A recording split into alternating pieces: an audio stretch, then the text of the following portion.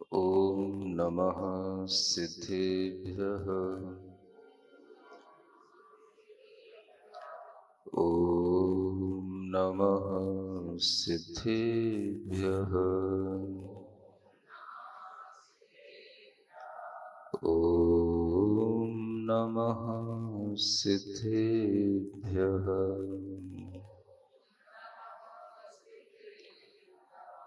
ओकारं बिन्दुसंयुक्तं नित्यं ध्यायन्ति योगिनः। कामदं मोक्षदं चैव ओंकाराय नमो नमः।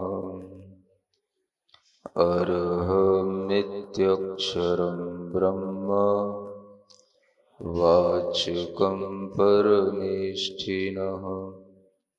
सिद्धचक्रस्य सद्बीजं सर्वतः प्रणमाम्यहम्।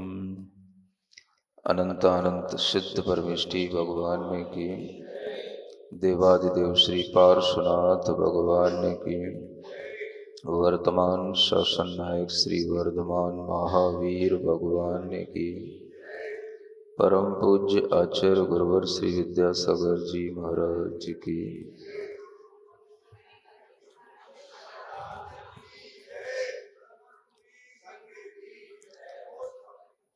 आचार्य सोमदेव सूरी विरचित नीति वाक्यामृत ग्रंथ में 4 तरह की विद्याओं का उल्लेख किया गया था। ये 4 प्रकार की विद्याएं आपको विद्यावृद्ध जो समुद्देश नाम का चैप्टर था उसमें आपको बताई गई थी। उनमें सबसे पहली विद्या आन्वीक्षिकी विद्या कहलाती है। दूसरी विद्या त्रयी विद्या के नाम से बताई थी।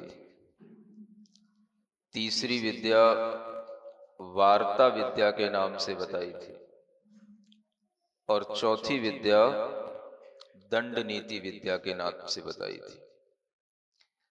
ये 4 प्रकार की विद्याओं में सबसे पहले यहाँ पर आन्वीक्षिकी विद्या के लिए एक अलग से चैप्टर आया है, जिसमें आन्वीक्षिकी विद्या के माध्यम से आत्म विद्या का हमें ज्ञान दिया जाता है, अध्यात्म विद्या का हमें ज्ञान दिया जाता है।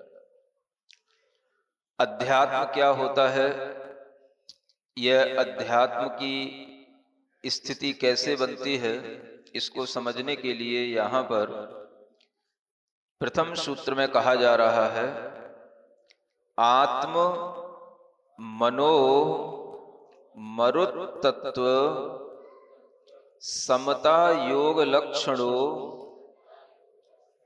ही अध्यात्म योगः। अध्यात्म का योग कैसे बनता है या अध्यात्म योग क्या होता है, ये यहां पर बताया गया है।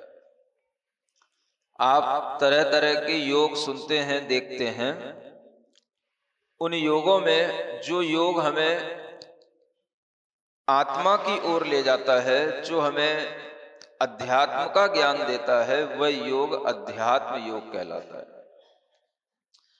उस अध्यात्म योग में मुख्य बात क्या होती है वो यहां बताई जा रही है। पहली चीज हमारे पास में आत्मा है, क्या है? दूसरी चीज हमारे पास में मन है, दूसरी क्या है? और तीसरी चीज हमारे पास में मरुत है। मरुत माने मरुत तत्व, इसको वायु कहा जाता है, हवा कहा जाता है। ये 3 तत्व हैं, ये 3 चीजें हैं आपके समक्ष। पहले हमें ये जानकारी हो कि हम भीतर से कहां से हमारी शुरुआत होती है, हम भीतर से कैसे बाहर की यात्रा करते हैं और हमारे उस यात्रा में कौन कौन सी चीजें जुड़ती चली जाती हैं, तो हमारी यात्रा का सबसे प्रारंभिक बिंदु हमारी आत्मा होती है। क्या होती है? आत्मा। आत्मा है तो सब कुछ है, और आत्मा नहीं है तो कुछ नहीं है।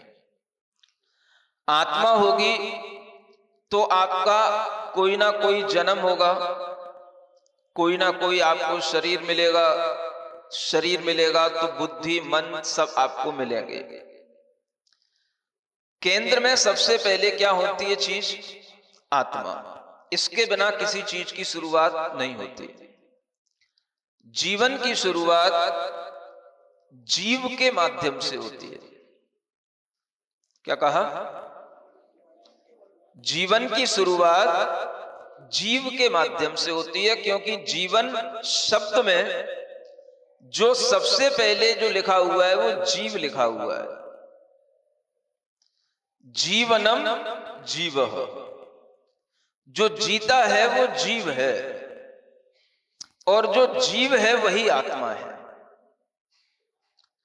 तो जीव का होने पर ही जीवन होता है। अगर देखा जाए तो जीवन उसी का है जिसके पास में जीव है, जिसका संबंध जीव से जुड़ा हुआ है। जीवन उसको नहीं कहा जाता है जिसमें जीव नहीं है। जीवन अपने आप में जो ये शब्द बता रहा है, यह किसके साथ जुड़ा हुआ है? जीव के साथ।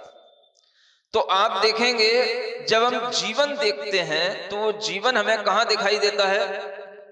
जीव में दिखाई देता है। जीव है तो जीवन है, अजीव का जीवन नहीं माना जाता है। कोई भी सामने रखी हुई ये लकड़ी है, ये स्टैंड है, किसी भी तरीके का कोई बॉक्स है, ये पत्थर है, इनको जीवन नहीं कहा जाता है। ये जीव नहीं है, इनमें जीवन नहीं है। जीवन जहां है वहां पर जीव है। आपका जीवन है, क्यों है? क्योंकि आपके अंदर जीव है। जीव से जीवन बनता है। जो जीता है वह जीव होता है, और जीने को ही जीवन कहा जाता है। क्या सुना? जो जीता है वो जीव है, और उस जीव का जीना ही जीवन है। जीते रहना है। जीने का मतलब ही है कि वह जीव अपने जीवत्व को बनाए रखना चाहता है, अपने जीवन को बचाए रखना चाहता है। इसलिए वह जीव की सबसे बड़ी जिजीविसा होती है जीवन जीना, जीने की इच्छा होना। इसी का नाम जीवन है। तो जब आपके सामने जीवन होगा तो वो जीवन का संबंध किससे जोड़ना है? वो जीव से जुड़ेगा। अजीब से जीवन का संबंध नहीं जुड़ता है। अब आपके लिए एक शब्द आता है लाइफ। क्या कहा? लाइफ। मीनिंग, इसकी स्पेलिंग क्या होती है? LIFE। मीनिंग क्या होता है? लाइफ माने जीवन। ये जीवन, ये लाइफ किसके साथ है? इसका संबंध किसके साथ है? ये शब्द किसके लिए उपयुक्त होता है? तो ये शब्द जीव के लिए है। अगर इस शब्द को हम अजीब चीजों के साथ जोड़ देते हैं, अजीब के साथ भी अगर हम लाइफ बना देते हैं, तो फिर वो जीव और अजीब सब एक जैसे हो जाएंगे। सामान्य से लौकिक जगत में लोग कहा करते हैं गाड़ी की लाइफ क्या है, घड़ी ली है तो उसकी लाइफ क्या है, कोई भी कपड़ा खरीदते हो तो आप पूछते हो भाई इसकी लाइफ क्या है। बोलते हो ना आप, ये भी तो बोलते ही हो। इसका मतलब यह है कि आप उसकी भी लाइफ देख रहे हो। और अगर उसकी लाइफ देख रहे हो तो इसका मतलब यह भी है कि आपके अंदर जीव और अजीव के बीच में जो एक विभाजन की बुद्धि होनी चाहिए वो नहीं है। क्या सुना?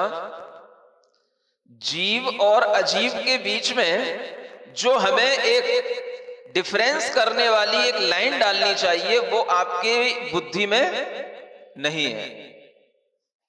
इसलिए आप लाइफ को सबके साथ जोड़ देते हो। जिसमें लाइफ है उसको भी लाइफ कह रहे हो, जिसमें लाइफ नहीं है उसकी भी लाइफ आप पूछते हो, उसकी भी लाइफ आप जानना चाहते हो।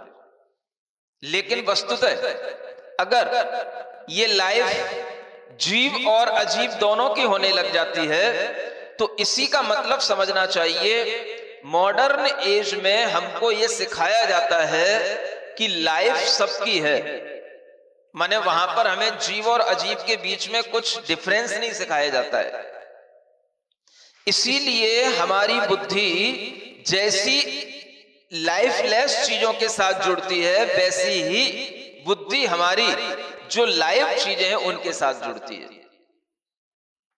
हमें लाइफ अगर देखना है तो वो कहां देखनी चाहिए? जीव में। लेकिन हम क्या कर जाते हैं, लाइफ किसकी देखते हैं? हम अजीब की भी लाइफ देखते हैं, सबकी एक्सपायरी डेट हम पूछते हैं। कोई भी मकान बनाया है, ईंट लगाई है, सीमेंट लगाया है, भाई ये सीमेंट की लाइफ क्या है?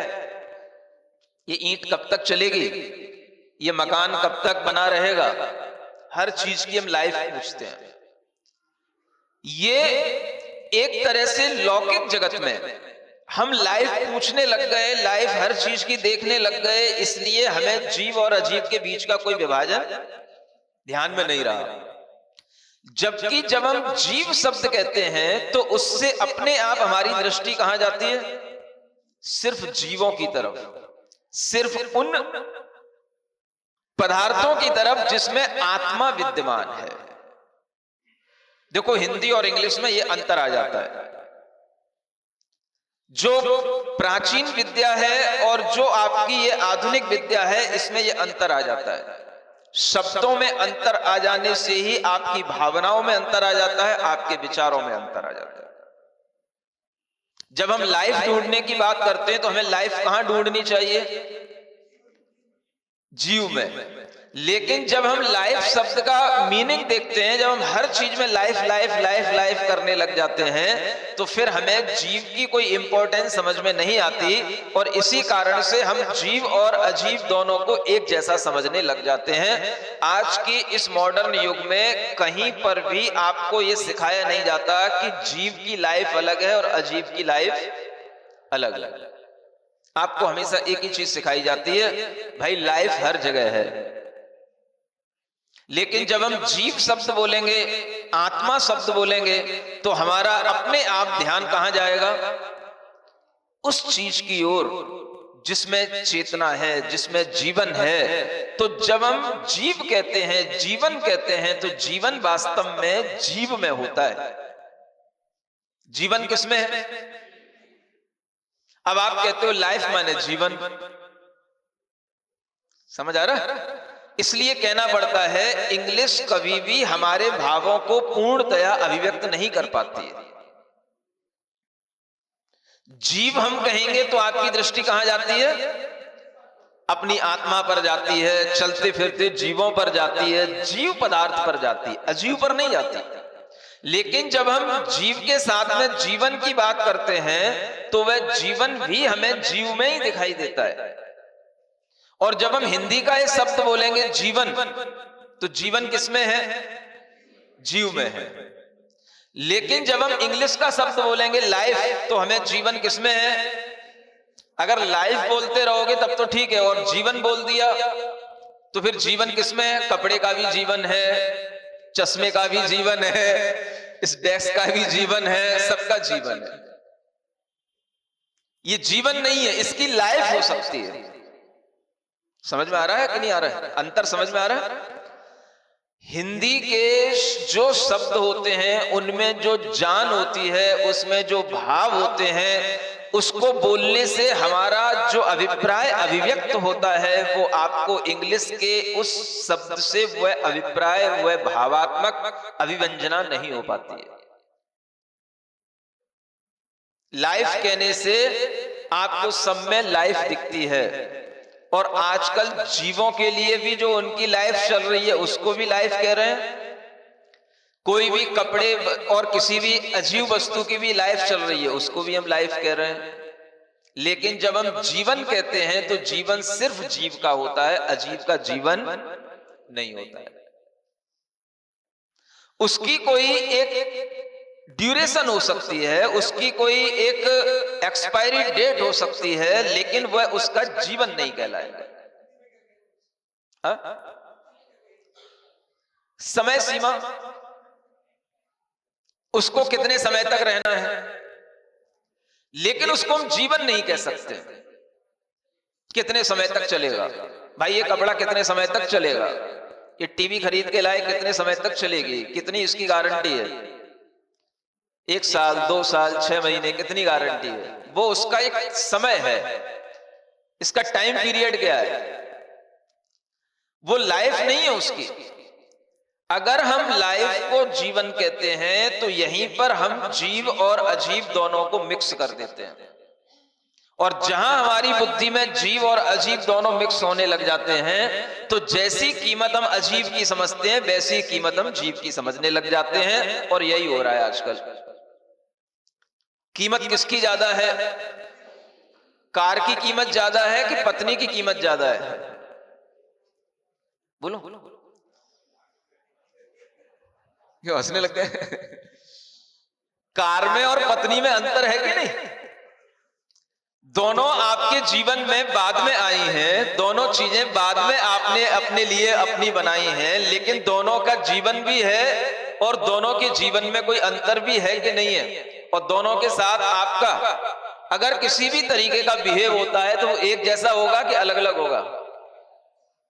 कार की तरह ही पत्नी होती है, जब चाहो तब बदल दो, उसकी एक्सपायरी डेट हो गई, जब चाहो तब उसको चेंज कर लो, ये नई हो गई, ये पुरानी हो गई, ऐसा तो नहीं होता ना। लेकिन जहां पर लोगों के लिए ये सिखाया जाता है कि लाइफ सब में है तो उन्हें वह चीज समझ में आने लग जाती है, वह जीवन नहीं दिखता है उनको। उनको क्या दिखती है? लाइफ। वाइफ में भी वही लाइफ है और नाइफ में भी वही लाइफ है। नहीं समझ आ रहा है? नाइफ किसका काम करता है? वो उस लाइफ को समाप्त करने का काम करता है। समझ आ रहा है? तो वाइफ में भी वही लाइफ है, नाइफ में भी वही लाइफ है, लेकिन उस लाइफ में उसे ये दिखाई नहीं दे रहा है कि वास्तव में जीव कहां है। जीवन की शुरुआत किससे होती है? जीव से शुरू होती है। उस जीव को यहां पर आत्मा कहा जा रहा है। जीव को ही क्या कहते हैं? आत्मा। और जीव को ही आत्मा भी आत्मा है। वो कैसे समझ में आएगी? जब उसके अंदर का एक गुण होता है जिसे हम कहते हैं चेतना।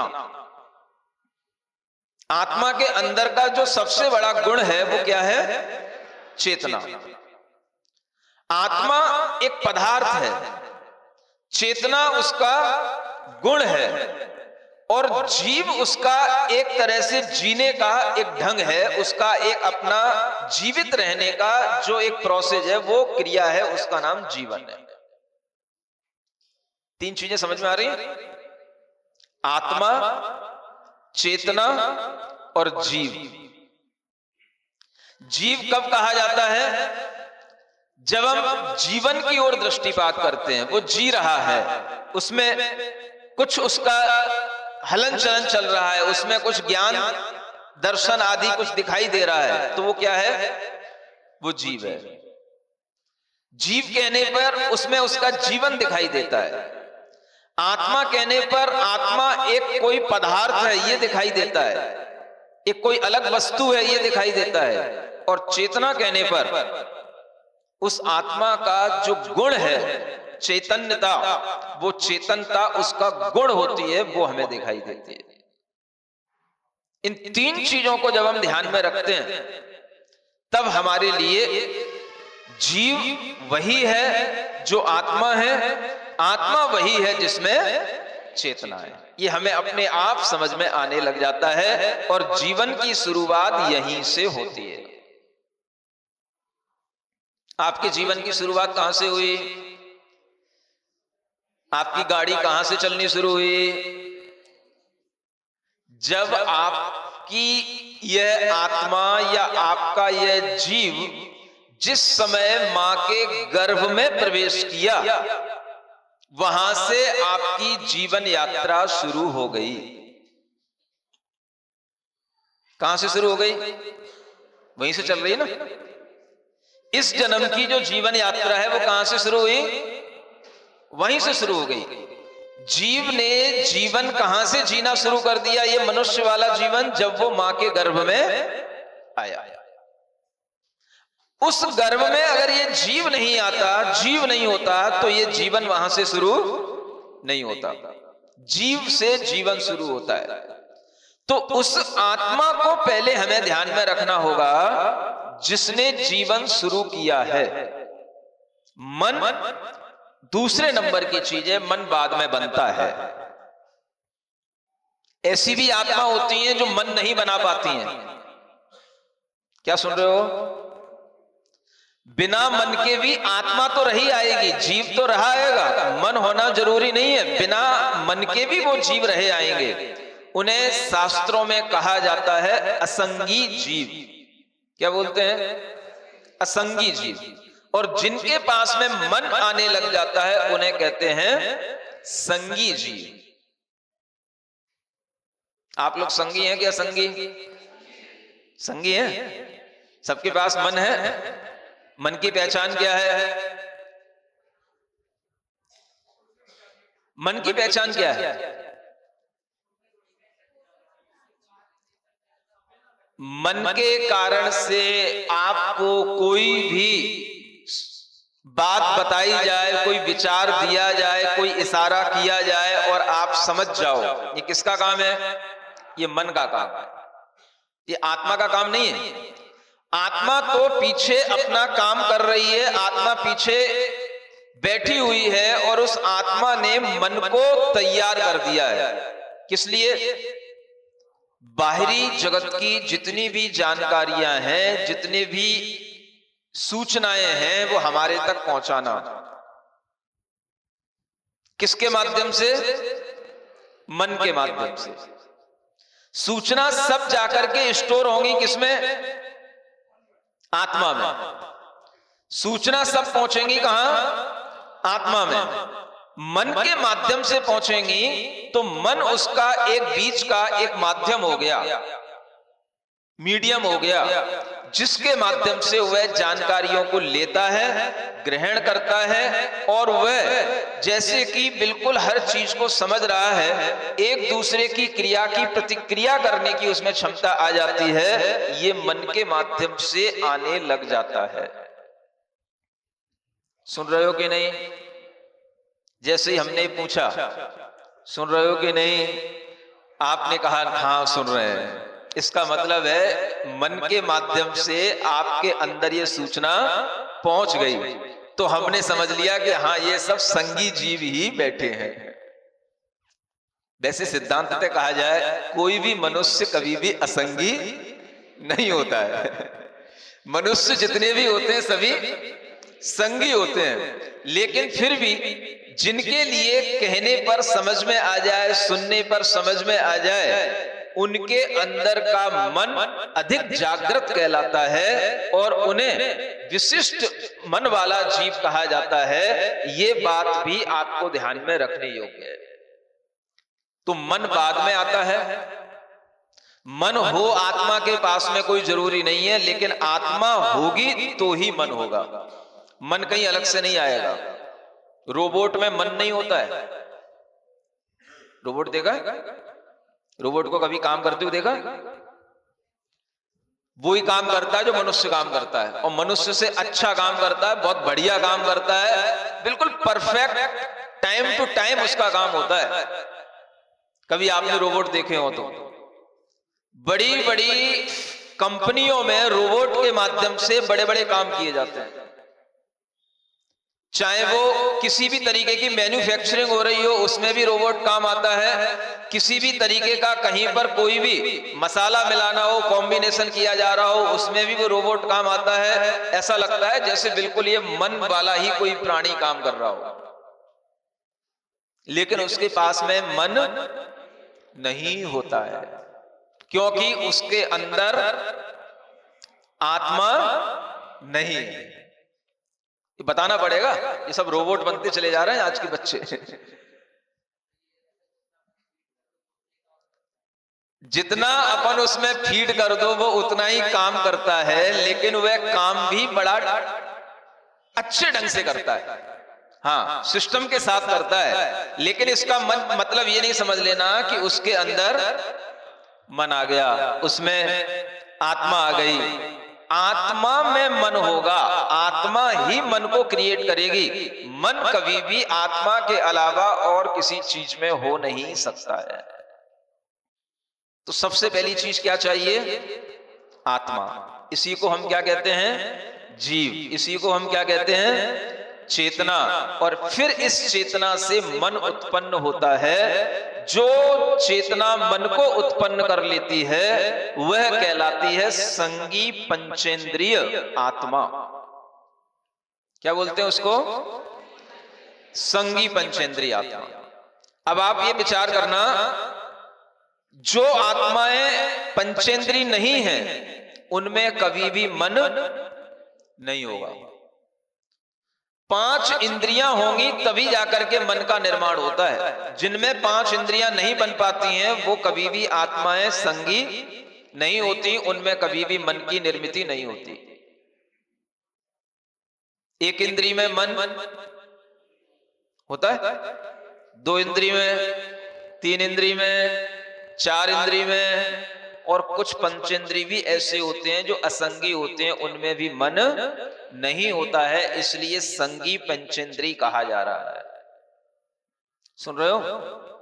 आप सबकी आत्मा ने मन बना लिया। क्या बना लिया? मन बना लिया। और मन बनने के बाद में वो आत्मा इस तरह से जीवन जीती रही कि आज आप इतने बड़े हो गए और आज आपका वो जीवन चल रहा है।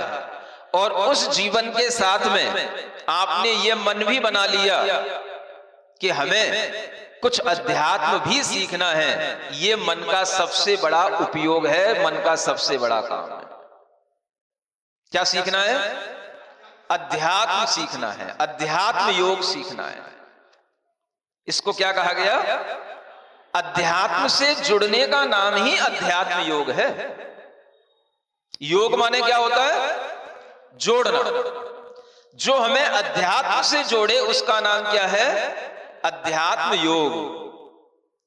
तो आप अभी यहां पर बैठे बैठे कौन सा योग कर रहे हैं? अध्यात्म योग कर रहे हैं। आपको मैं भीतरी बातों से जोड़ रहा हूं, आत्मा से, मन से। ये जो आपने कभी ना सुना, ना समझा, ना अपने मन में धारण किया, ये जो हमारे अंदर आ रहा है, ये अध्यात्म योग चल रहा है। समझ आ रहा है? यही अध्यात्म योग को सिखाने के लिए अलग अलग तरह की प्रैक्टिस कराई जाती है, अलग अलग तरह से आपको थ्योरी समझाई जाती है। उस थ्योरी में भी यही चीजें सब आपको बताई जाती हैं। इसी अध्यात्म योग का एक दूसरा नाम बन गया है अरहम ध्यान योग। इसी अध्यात्म योग का दूसरा नाम है बस। उस अरहम ध्यान योग में भी आपको इन्हीं सूत्रों से सब कुछ सिखाया जा रहा है। आत्मा, मन दूसरी चीज हो गई, और तीसरी चीज हमारे पास में क्या है? तीसरी चीज हमारे पास में क्या है? ये हमारी इंद्रियां, ये हमारा शरीर। तीसरी चीज हमारे पास क्या है? शरीर है ना। इस शरीर के लिए यहां पर शरीर नहीं कहा, यहां क्या कहा? मरुत कहा। मरुत तत्व, वायु तत्व। इसको क्या कहा? वायु। यानी आत्मा, मन और शरीर, इन तीनों का आभास आपके लिए होता रहता है। और ये आत्मा के साथ मन, मन के साथ शरीर जुड़ा रहता है। और शरीर का मतलब है एक तरह से वायु तत्व का होना। क्या होना? वायु होना, हवा होना, हवा भरी रहना। धीरे धीरे हवा निकल भी जाए तो फिर भी हवा भरते रहना। जब तक हवा लेने की और हवा छोड़ने की क्षमता है तब तक ये शरीर आपके साथ में चल रहा है। ये बात आपने कोरोना में भी अच्छे ढंग से देख ली होगी कि लोगों को सांस लेने की तकलीफ कब होती है और सांस लेना भी कितनी कठिन चीज हो जाती है जब कोरोना का अटैक लंग्स के ऊपर होने लगता है। शरीर जो चल रहा है किससे चल रहा है? हवा से। हवा बहुत जरूरी चीज है। तीसरा तत्व जो इस शरीर को बनाए रखेगा वो क्या है? हवा। और हवा हर जगह बॉडी के अंदर होती है। जहां हवा नहीं पहुंचेगी समझ लेना वहीं बॉडी का वो सेल डेड हो जाएगा, वहीं पर कैंसर होने लग जाएगा। क्या सुन रहे हो? कैंसर कोई और बला नहीं है। जो सेल्स डेड होने लग जाते हैं और फिर उनमें दोबारा उनका रिफॉर्मेशन नहीं होता है, वो दोबारा जनरेट नहीं होने की क्षमता रखते हैं, वही चीज वहां पर जब इकट्ठी होने लग जाती है तो उसी का नाम कैंसर है।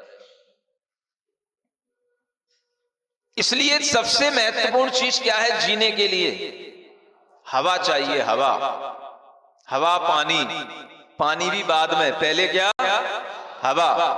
क्योंकि हवा होगी तो पानी ले पाओगे। नहीं समझ आ रहा है?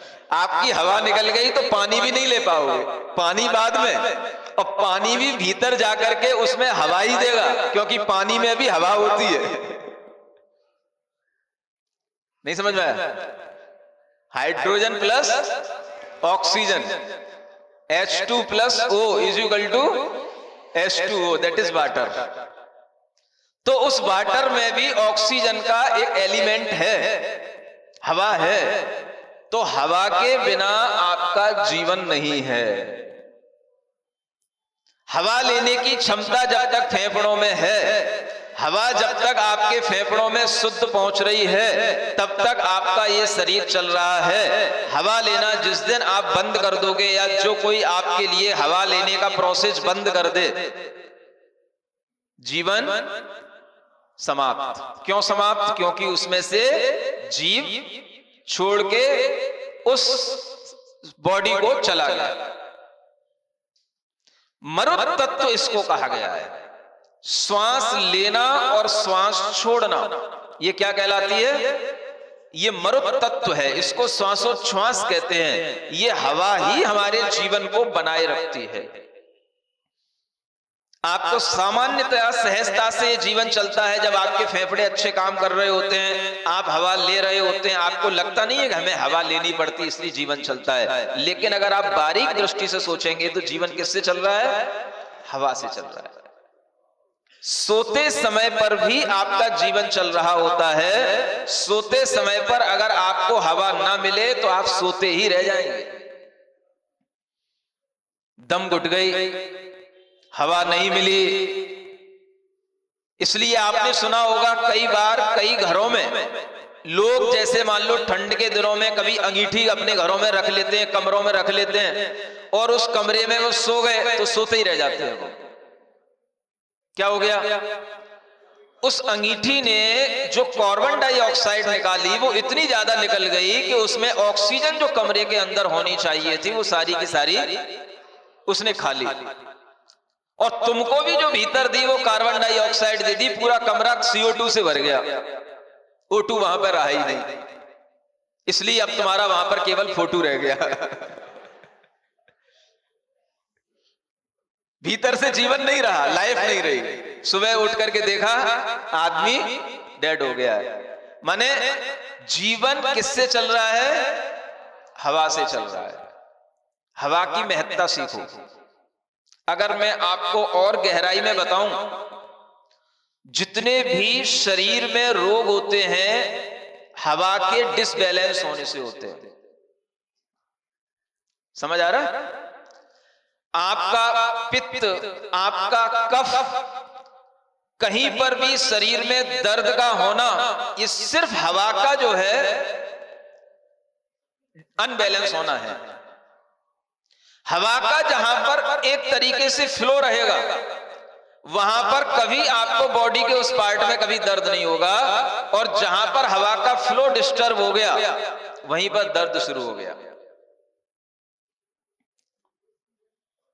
समझ आ रहा है? चाहे घुटने का दर्द हो, कमर का दर्द हो, पीछे सर्वाइकल का दर्द हो, उन हड्डियों के बीच में और उन मसल्स के बीच में अगर कभी ऐसा इस तरीके का कोई भी बाधा आने लग जाती है, और उस बाधा के कारण से वह एयर जो पूरी बॉडी में सर्कुलेट करती है, वह अगर उसको होने में, उसके पास होने में अगर दिक्कत आने लग जाती है, तो वहीं पर हमें कष्ट महसूस होने लग जाता है।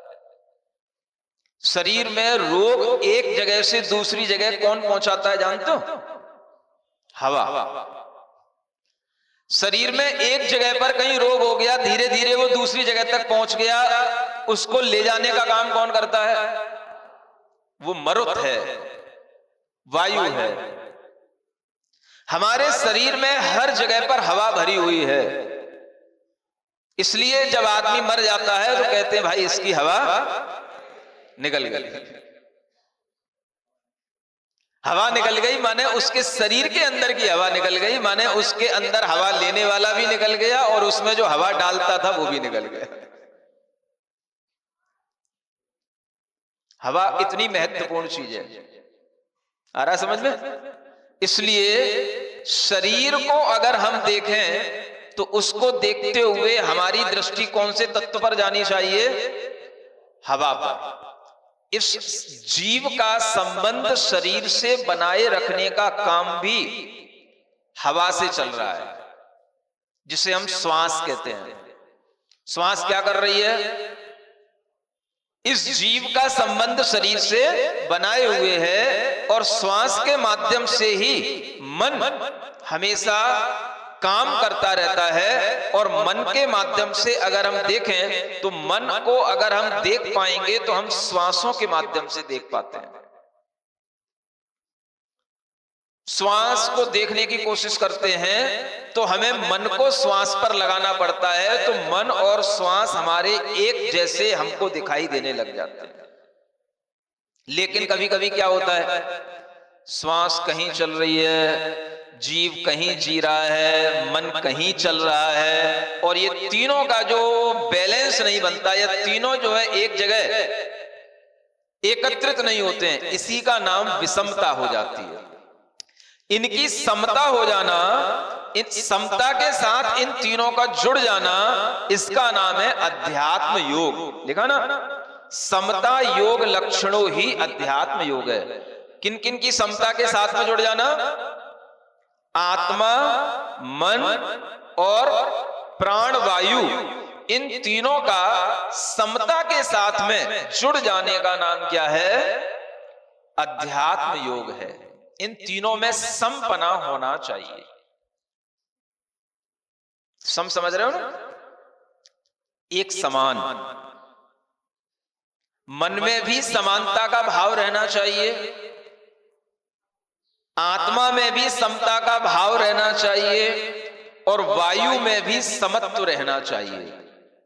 तब इन तीनों की समता से आप अध्यात्म में प्रवेश कर जाएंगे, आप आध्यात्मिक बन जाएंगे। क्या सुना? आत्मा में क्या चाहिए? समता। वो समता क्या होती है आगे बताया जाएगा। मन में क्या चाहिए? समानता। मन की समता क्या है? समानता। और शरीर के लिए क्या चाहिए? वायु का समरूप से पूरे शरीर में प्रवाहित होना, बहना। ये शरीर की समता है। समझ पा रहे हैं ना? इन तीनों का जब बैलेंस हो जाता है तब अध्यात्म का योग बनता है। अगर आपके मन में असमानता चल रही, समानता नहीं चल रही है। माने आपका मन कहीं ना कहीं समभाव के साथ में, समानता के भाव में नहीं है, तो आप अध्यात्म के योग के साथ नहीं हो सकते। समानता के लिए शरीर को अलग प्रैक्टिस दी जाती है, मन को अलग प्रैक्टिस दी जाती है और आत्मा को अलग प्रैक्टिस दी जाती है। आपने सुना होगा ना, समता, समता धारण करो। समता धारण कौन करेगा? समता आत्मा का स्वभाव है। किसका स्वभाव है? आत्मा का।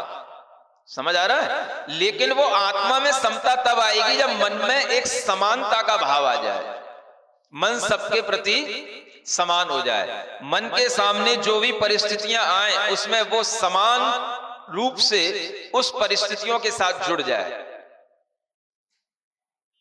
तो मन कैसा कहलाएगा? ये मन का समत्व कहलाएगा। मन में इक्वलिटी का भाव आ जाना, समानता का भाव आ जाना। जैसा मन सुख में होता है वैसा ही दुख में रहे, जैसा मन पास होने पर रहता है वैसा ही मन फेल होने पर रहे, जैसा मन पैसा आने पर होता है वैसा ही मन पैसा जाने पर रहे। समानता का भाव देखो, सीखो। यहां पर किसी से पक्षपात नहीं है, जो है वो सही बताया जाएगा। समझ आ रहा है? बच्चों में बच्चों के लिए समानता होगी, बड़ों में बड़ों की चीजों के लिए समानता होगी, छोटे बच्चे होंगे तो छोटे बच्चों में छोटे बच्चों के लिए मन को समान बनाना पड़ेगा। अगर मन समानता में ढलता है तो समता तक पहुंचेगा, और मन के भी अंदर समानता आती है तो पहले तब आएगी जब आपकी श्वासें समान रूप से चल रही हों।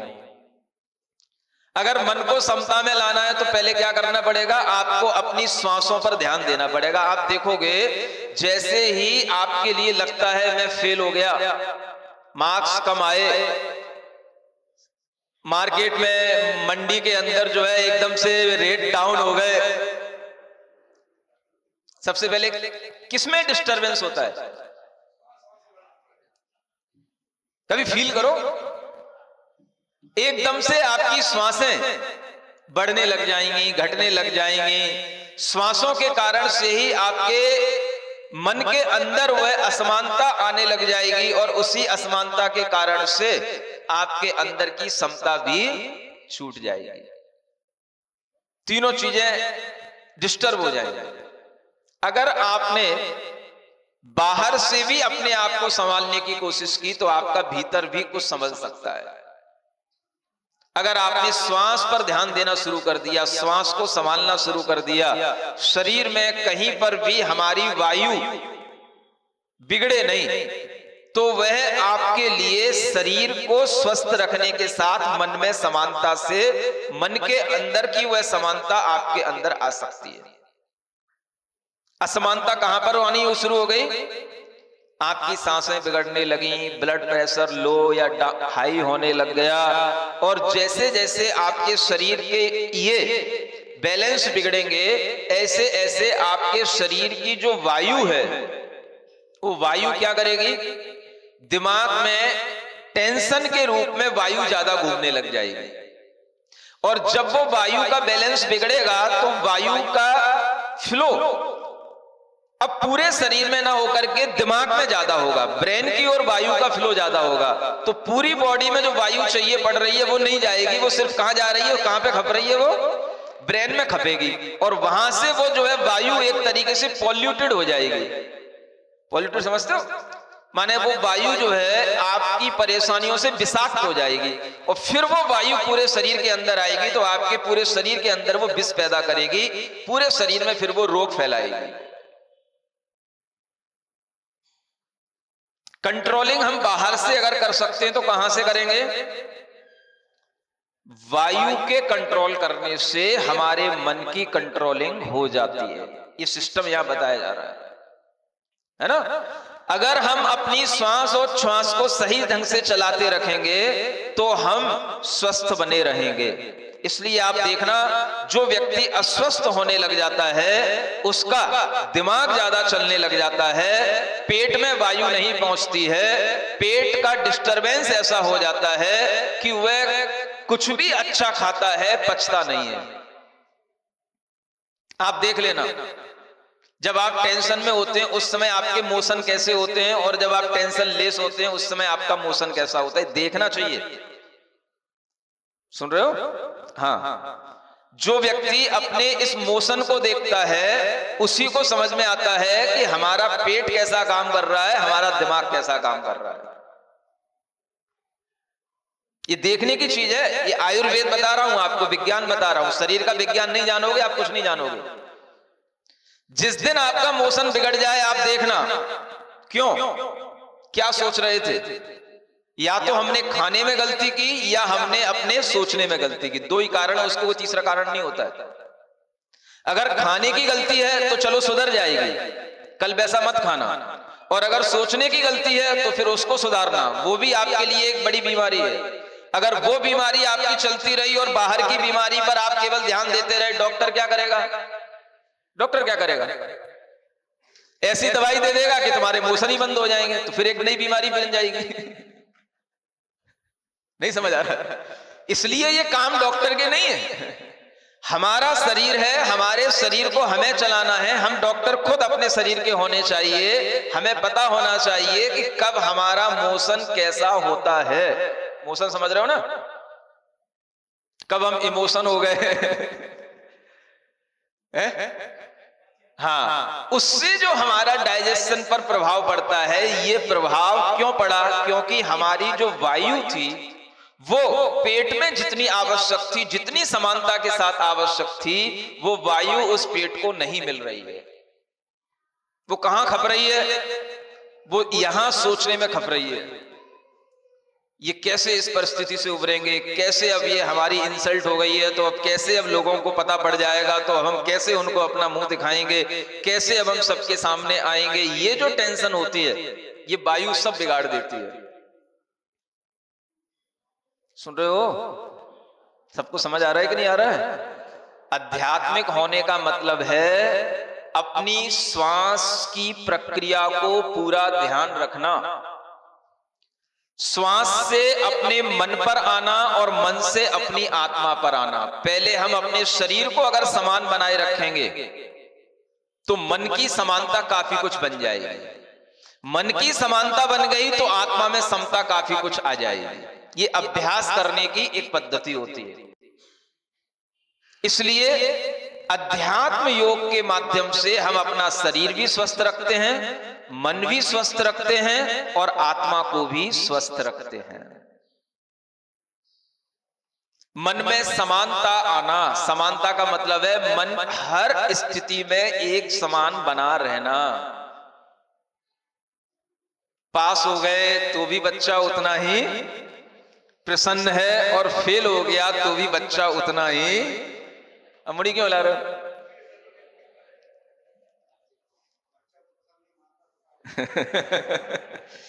बच्चा प्रसन्न है, माता पिता अप्रसन्न है, कोई बात नहीं। माता पिता को भी अध्यात्म योग सीखना है। अगर बच्चे ने सीख लिया तो फिर माता पिता को सीखना है अध्यात्म योग। अगर माता पिता अप्रसन्न है तो सीखना पड़ेगा। जब तक हम इन चीजों को सीखेंगे नहीं तब तक ना बच्चा भीतर से प्रसन्न रह सकता है ना माता पिता रह सकते हैं। बच्चा भी प्रसन्न नहीं रह सकता है। जो बच्चा फेल होने पर प्रसन्न है तो इसका मतलब यह समझना चाहिए कि वो अपनी अज्ञानता पर प्रसन्न है।